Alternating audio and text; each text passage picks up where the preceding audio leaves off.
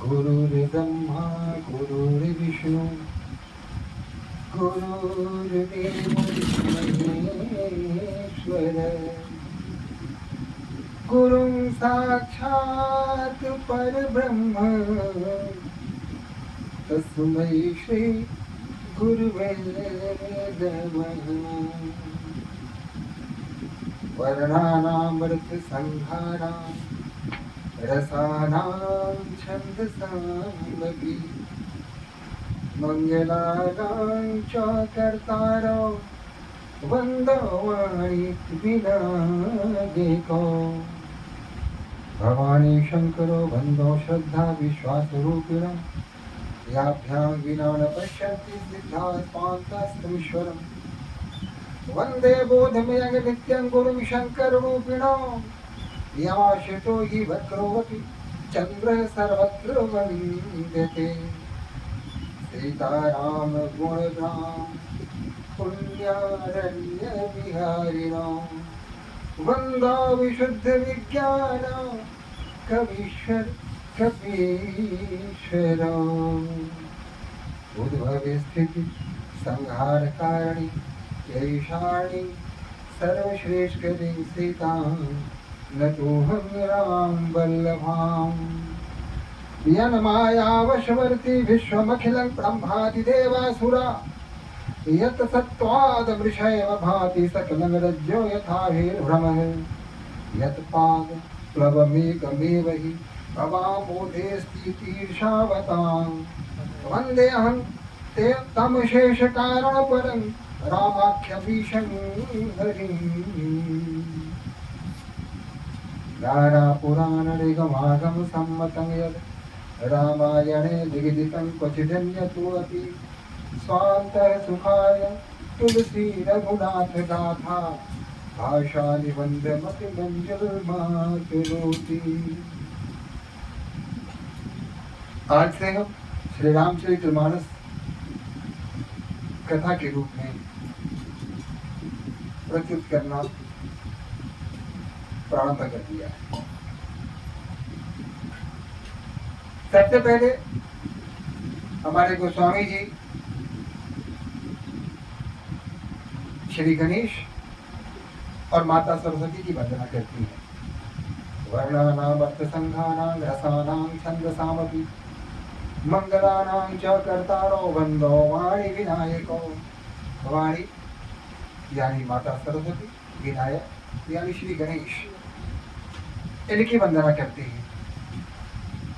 उसके बाद भगवान श्री शिव की आराधना करते हैं। वंदे बोधमयं नित्यं गुरुं शंकर रूपिणं यमाश्रितो हि वक्रोऽपि चंद्र सर्वत्र वन्द्यते। जिन्होंने हमें बोध प्राप्त किया, जिनसे बोध की प्राप्ति होती है। बोध गिराने वाला कौन होता है? हमारे गुरु होते हैं, जो हमें बौद्धिक क्षमता प्रदान करते हैं, हमें ज्ञान भरते हैं। हमारे गोस्वामी जी कहते हैं कि बोधमय गुरु रूप में मैं श्री भगवान शंकर की प्रार्थना करता हूँ, आराधना करता हूँ, क्योंकि टेढ़ा होने पर भी चंद्रमा उनकी जटा में लग जाने के कारण संसार में वंदनीय है, उसकी पूजा होती है चंद्रमा की। हालांकि टेढ़ापन दुष्टता का परिचायक है, टेढ़ेपन को कोई पसंद नहीं करता। साधु समाज में इसकी बड़ी वंदना होती है, लेकिन टेढ़ेपन होने के कारण भी चंद्रमा की पूजा इसलिए होती है क्योंकि भगवान शिव की जटा में वह उलझे हुए हैं।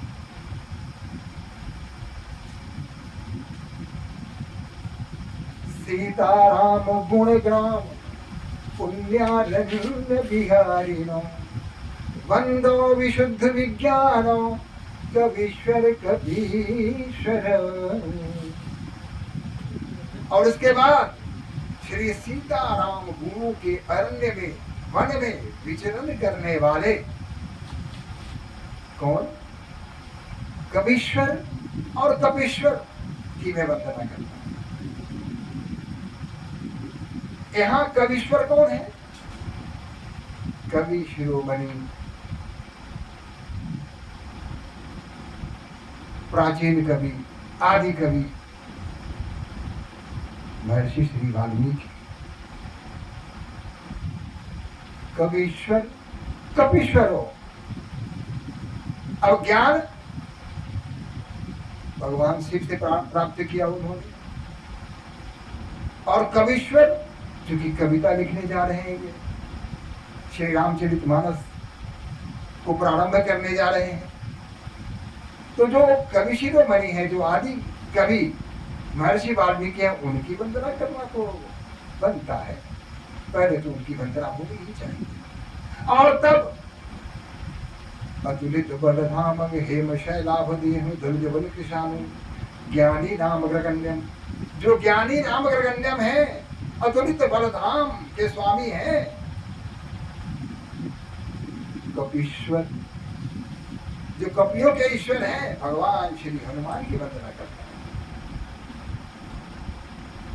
और तब उद्भव्य स्थिति संहार कारिणी क्लेशहारिणी सर्वश्रेष्ठ सीता न तो हम राम वल्लभा।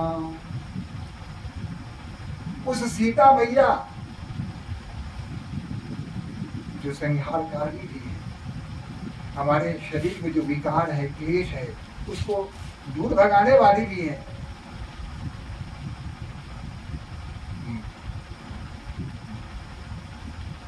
काली माता, दुर्गा माता सभी के रूप में वो पाई जाती है।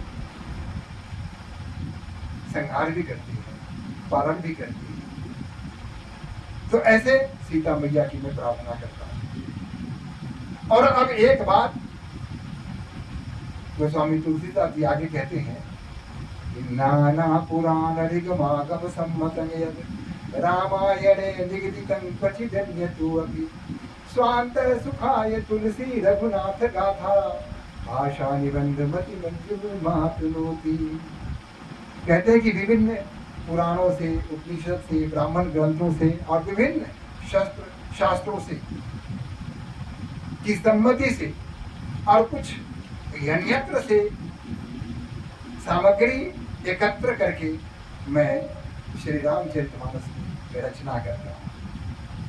यहाँ कई बार मैं कह चुका हूँ कि अगर कोई कहता है कि इन्होंने जो रचना की रामचरितमानस, उसमें कोई दोष निकालने का प्रयास करे, तो गोस्वामी जी ने पहले कहा कि स्वांत सुखाय तुलसी रघुनाथ गाथा भाषा निबंध मति मंजुल मातनोति। हम अपने सुख के लिए, अपनी आत्मा के सुख के लिए, अपने अंतःकरण के सुख के लिए श्री रामचरितमानस की रचना करता हूँ। आपको अच्छा लगे पढ़िए, अच्छा लगे आपकी इच्छा। ज्यादती तो किसी के साथ नहीं की जा सकती, किसी पर दबाव नहीं डाला जा सकता। और वह स्वांत सुखाय, गोस्वामी तुलसीदास जी का जो वह स्वांत सुखाय है, वह सर्वांत सुखाय हो गया। आज किस घर में रामचरितमानस की प्रति नहीं है, कहाँ उसकी पूजा नहीं होती है।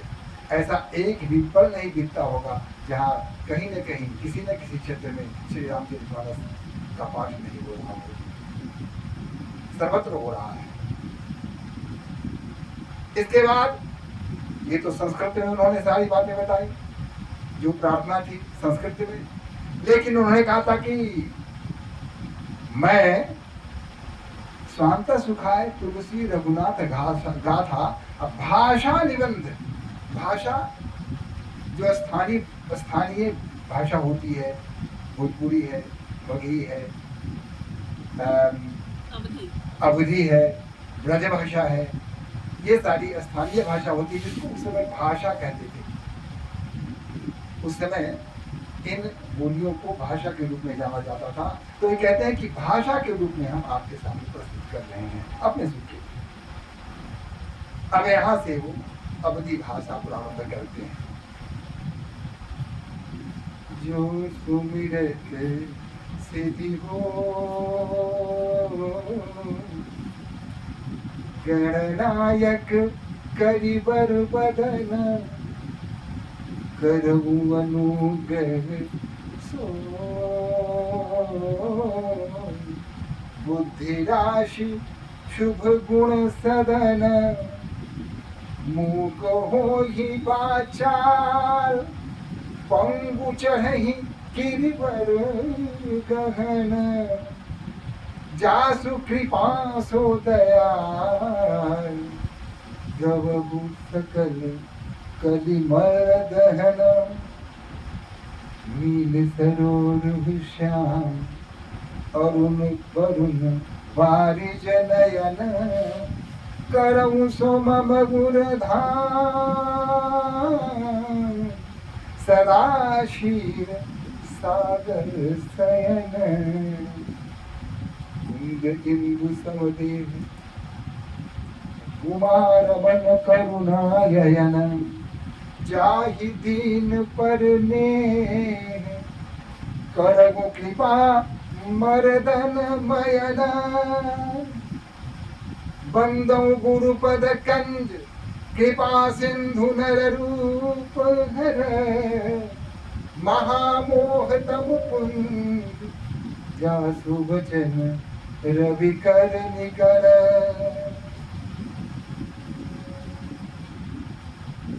श्री गणेश की आराधना करते हुए कहते हैं कि आप मुझे वरदान दीजिए, आप आशीर्वाद दीजिए, आप कृपा बनाए रखिए, क्योंकि आप बुद्धि राशि के गुण के भंडार हैं। आपकी कृपा से मूक हो ही बाचाल, जो गुंगा है वो बाचाल हो जाता है, अधिक बोलने वाला बन जाता है, और जो पंगु है, लोथ है, अपाहिज है, वो पहाड़ पर चढ़ने के योग्य हो जाता है। जिनकी कृपा से इस कली काल के जितने पाप हैं वो सब के सब कट जाते हैं। कुंद इंदु समुदेव कुमार मन करुणायन जाहि दीन पर ने करऊ कृपा मर्दन मयन। मयन कामदेव, कामदेव को मर्दन करने वाले भगवान शिव के सुपुत्र। कामदेव को मर्दन करने वाले कौन? शिव। उन्होंने ही मर्दन किया था, भस्म कर दिया था कामदेव को। तो उनका भी कि हम पर किसी प्रकार का कोई विकार या क्लेश प्रभावित हो सके और हम पूरे मन योग से भगवान श्री राम के रामचरितमानस की रचना कर सके। तब गुरु बंदो गुरुपद कृपा सिंधु नर रूप हर। और अब श्री गुरु के चरणों की वंदना करता हूँ, जो साक्षात नर रूप हर, नर के रूप में शिव है। महामोह तम जासु वचन रवि करन कर। महामोह तम पुंज, मोह का अंधकार जो चतुर्दिक छाया हुआ है, उसके लिए क्या है? जासु वचन रवि करन कर। उनकी वाणी उनके लिए सूर्य का वह प्रकाश है जो अंधेरे को दूर कर देता है। यानी अज्ञानता के अंधकार को दूर करने के लिए गुरु की जो वाणी है वह सूर्य के उस प्रकाश की भांति है जो सारे अंधकार को दूर कर देता है। यानी हमारे हृदय में अगर अंधकार है तो गुरु के वचन को सुनना पड़ेगा, और तभी हमारे हृदय का अंधकार अज्ञानता, ये जितनी भी बुरी शक्तियां हैं वो अपने आप अंतर ध्यान हो जाती है। बंदौ गुरु पद पदुम बड़ाका सुरुचि सुवास सरस रागा अमिय मूरी में चूयन चारू समन सकल भव रुज परिवार। मैं वैसे गुरु की वंदना करता हूँ कि पद्म परागा, कमर रूपी चरणों की वंदना करता हूँ जो सुरुचि है, रुचि पूर्ण है, जिसमें मन रमता है, सुवास जो सुगंधित है, और सरस है जिसमें रस है, और यही नहीं अनुराग भी भरा हुआ है। अनुराग यही तो अब यहाँ क्या है कि बंदो गुरु पद कंज कृपा सिंधु नर रूप हरा, उनके गुरु के कमल रूपी चरणों की मैं वंदना करता हूँ जो कृपा के रूप में पूरी तरह साक्षात शिव है, तो उनकी वंदना करता हूँ। तो उनके पद्म परागा, गुरु श्री गुरु के चरण के जो रज हैं, धूल हैं, वह जो पराग है, पराग के समान है, वो सब वो है, कैसा है वह पराग सुरुचि है, रुचिकर है, सुवासित है, सुगंधित है, सरस है, रस से भरा हुआ है, और अनुरागमय है, यानी प्रेम से सना हुआ है। अब प्रश्न ये उठता है कि गुरु के चरणों का की जो धूल है उसको लेकर के क्या करें, चख लें या गिलास में घोर के पी लें। इनके कहने का आशय यह कदापि नहीं है। गुरु श्री गुरु जो उनके मुख से निकले हुए वचन हैं, उस वचन को सुनने के बाद वह वचन कैसा है, तो उस वचन में क्या है, उसमें सुरुचि है, वो सुगंधित भी है, माने सुनने के बाद लगता है चारों तरफ सुगंध फैल गया हो, रुचिकर है जिसमें मन लगता है, सरस है यानी उसमें हम साधारणीकरण कर सकते हैं, हमारा साधारणीकरण हो जाता है उनके साथ, और अनुराग से भरा हुआ है। प्रेम, प्रेम एक ऐसा शब्द है जो मनुष्य को उत्थान की तरफ ले जाता है, ऊंचा कर देता है। जैसा कि हमारे रीतिकालीन कवि केशव जी ने कहा है कि अति सूधो स्नेह को मारगो, अति सूधो स्नेह को मारगो, नहाने को सयानप बाग नहीं, जहाँ साँच चले तजिया पुनको, जिजके कपटी जो निशांक नहीं। प्रेम का मार्ग अत्यंत सरल है, सीधा है, सपाट है, समतल है, कहीं न ऊंच है, कहीं न नीच है। उस पर जो चलते हैं उनके मन में किसी प्रकार की कोई शंका नहीं होती, कोई भय नहीं होता, कोई झिझक नहीं होती। तो प्रेम का मार्ग वह है कि जहां सच्चे लोग निडर होकर निसंकोच उस पर आगे बढ़ते रहते हैं, लेकिन जिनके मन में भय है, संदेह है, कुंठा है, ऐसे लोग उस पर चलने में हिचकते हैं। ऐसे लोग जाएंगे फिसल के गिर जाएंगे, वो आगे नहीं बढ़ पाएंगे। तो सीधी बात है कि जो सच्चे लोग हैं, जिनके हृदय में भक्ति का भाव है, मानवता के कल्याण का भाव है, ईश्वर के प्रति भक्ति है, ऐसे लोग उस प्रेम पर चलेंगे, उस पथ पर चलेंगे, तो निश्चय होकर के वो आगे बढ़ते चले जाएंगे।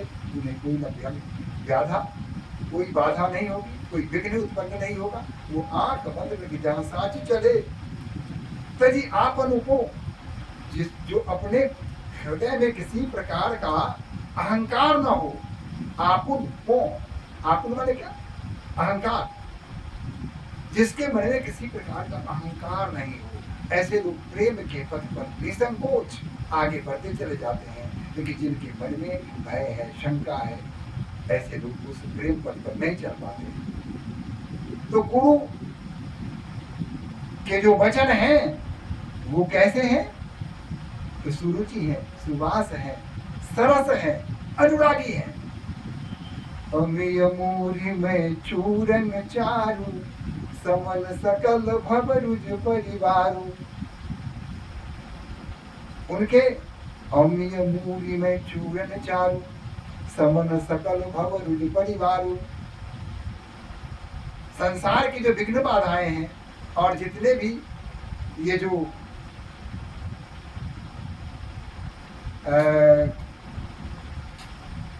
विघ्न हैं, बाधाएं हैं, विकार हैं, क्लेश हैं, ये सब अपने आप दूर हो जाते हैं। सुकृत संभूतन विमल विभूति, मंजुल मंगल मूद प्रसूति। जन मन मंजू मुकुर मलहरणी, किए तिलक गुण गण बस करनी। श्री गुरु पद नख मणि गण ज्योति, सुमिरत दिव्य दृष्टि ही होती। गुरु की वंदना करने से उनके जो वचन हैं वो कैसे हैं? मणियों की ज्योति के साथ की भांति है, जिसको सुनने के पश्चात हमारे अंदर, हमारे भीतर, हमारी आत्मा में दिव्य दृष्टि उदय होती है। हम दिव्य दृष्टि को प्राप्त करते हैं। दलन मोह तम सो सप्रकाशु, परे भाग उर आवै जासु। मोह को दूर करने के लिए जो प्रकाश है वह गुरु से प्राप्त होती है, और ऐसे लोग बड़े भागी हैं जो गुरु के चरणों में आ पाते हैं। विमल विलोचन ही के, मिटहि दोष दुख भव रजनी के। सूझहि राम चरित बलि मानिक, कुकुत प्रगट जग जे जहि खानिक। विमल विमोचन, उनके विमल अगर हम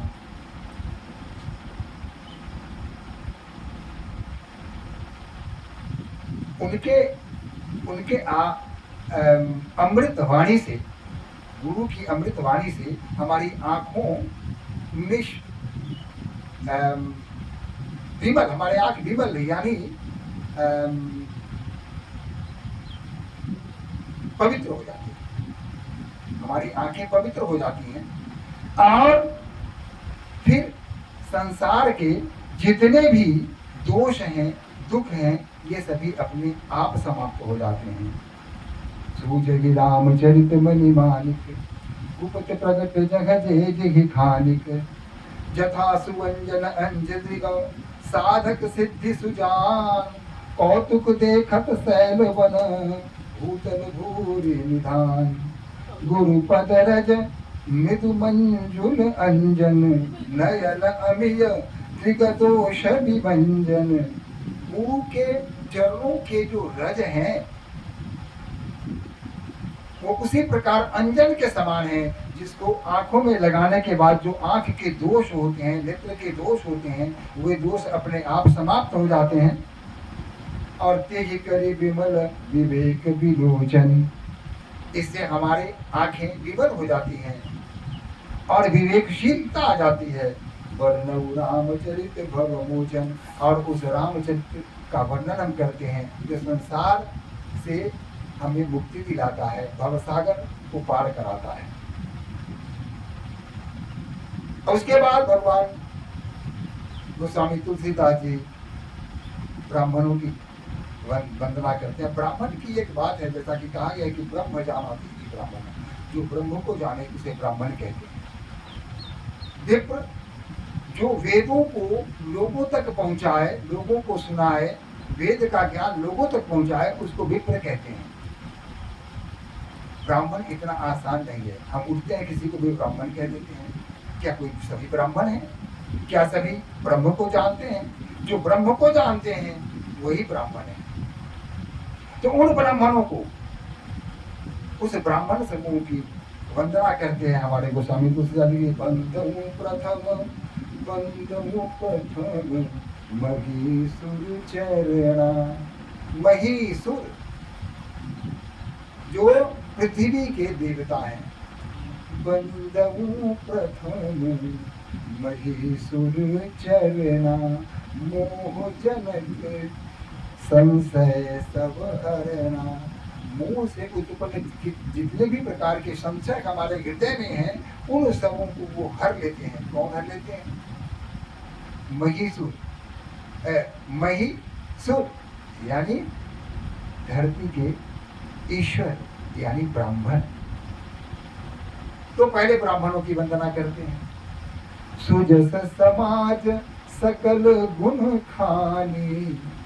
करम प्रणाम सप्रेम सुबानी।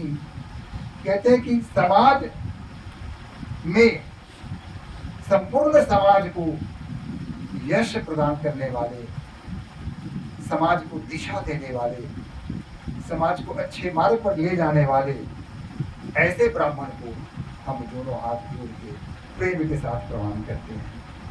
गोस्वामी तुलसीदास। साधु चरित शुभ चरित कपासु। निरस विमल सुन मैं फल जासु। साधु चरित शुभ चरित कपासु। निरस विशद गुणमय फल जासु। जो मही दुख पर छिद्र दुरावा। बंदनीय जहि जग जस पावा। जो दूसरों के दुखों को, दूसरों की कमी को जो नहीं देखते, ऐसे साधु की मैं वंदना करता हूँ।